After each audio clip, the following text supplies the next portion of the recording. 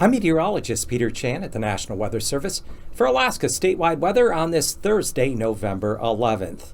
We continue to watch an area of fairly strong low pressure just to the southeast of Kodiak Island. This low has a central pressure down around 968 millibars, but the low will gradually begin to fill and weaken as we head through Friday into early Saturday, and this low is expected to just kind of dissipate over the western Gulf. It is still producing, though, some gale force winds. We have gale warnings that will continue into night for Kennedy entrance there in the lower portion of Cook Inlet, as well as through Shelikof Strait.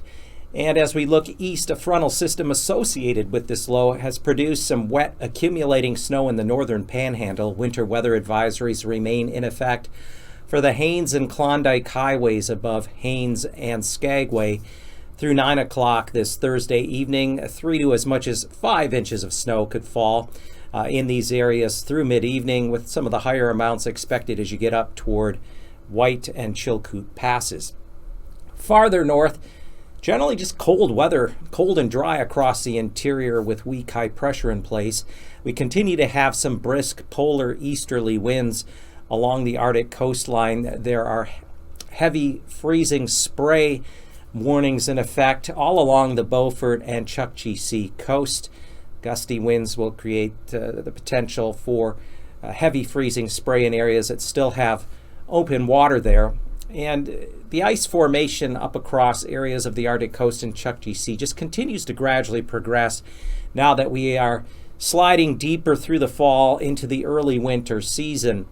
And overall, we are looking for colder, drier high pressure to take over the northern and central interior as we go through this weekend, and especially into next week, which will allow temperatures to gradually get colder across much of the mainland as we go through next week. So keep that in mind. Colder temperatures will be on the way with sub-zero readings at night, especially up there across portions of the interior. Also, the overall low pressure pattern is going to become more active, and a stormy pattern emerges by mid-month, especially in areas of the Bering Sea up into the Gulf. So this will include areas of the southwest mainland, south central along the Gulf Coast into the Panhandle. Expect more stormy weather by mid-month.